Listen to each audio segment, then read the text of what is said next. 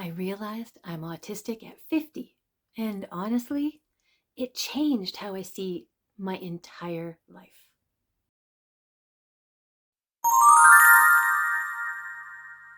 Okay, so this year, I had this moment where I finally realized, yeah, I really am autistic. And honestly, it felt strangely comforting.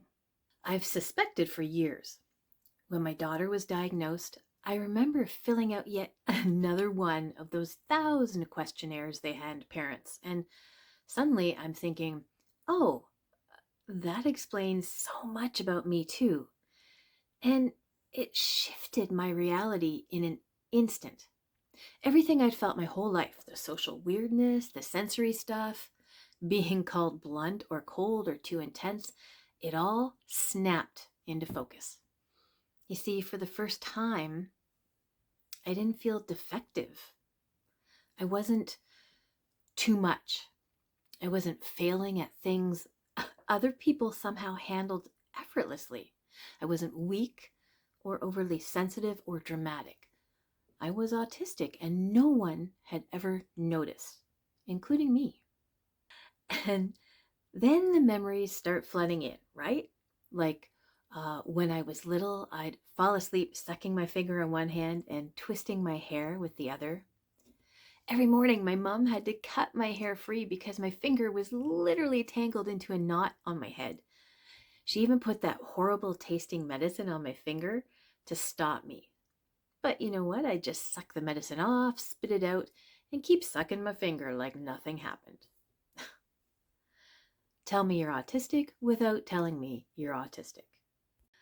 And thinking back, I've also always needed more information. Like, I can't just accept something and move on. I need to understand how it works. I remember years ago at the rink, I used to teach figure skating. My coaching partner and I were on the ice chatting with a new coach that our club had just hired. Now, he was explaining a technique for a jump takeoff. I think if you know skating, it was a double or triple loop takeoff. And it just wasn't making sense to me. So I started peppering him with questions.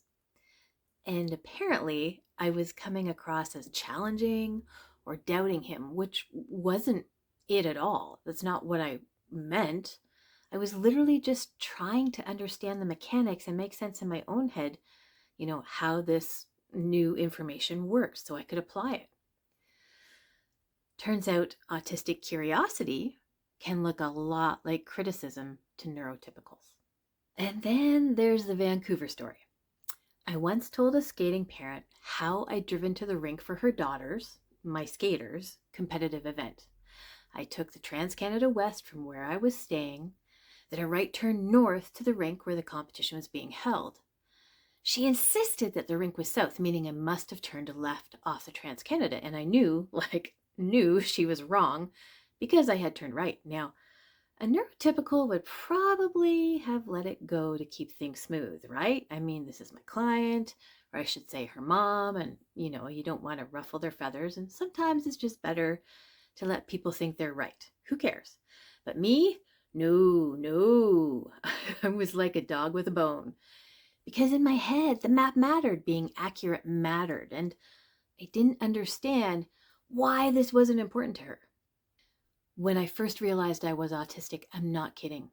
It felt like the earth dropped out from under me.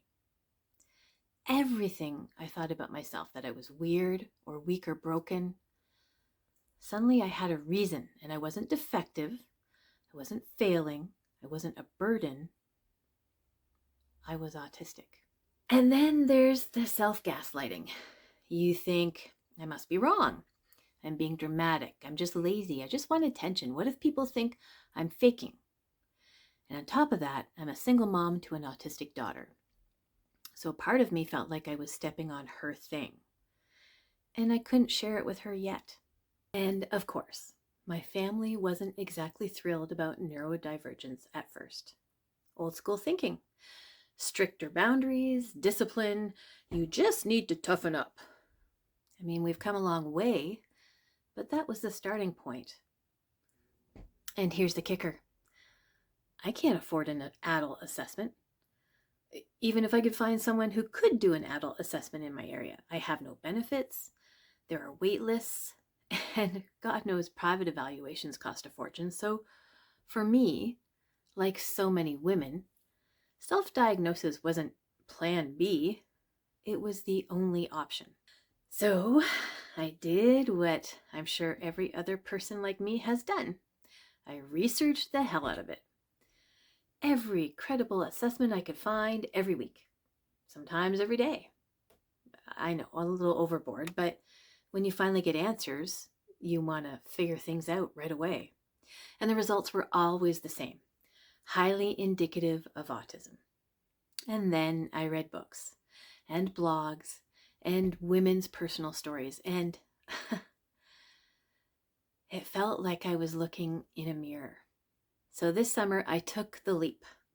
I accepted it. I told my close friends, the ones I could really trust, and I told the one family member I trust the most. And I was met with love and acceptance, which honestly felt like a gift. So, yeah, I'm a late discovered autistic woman. 50-something. Okay, closer to 60. And every day I'm uncovering little pieces of myself I never had words for. Every day it's like I learned something new about myself I didn't know. The troubles I had when I was a child. It's crazy. It's crazy. The self-discovery is real, y'all. And that's what this channel is going to be about.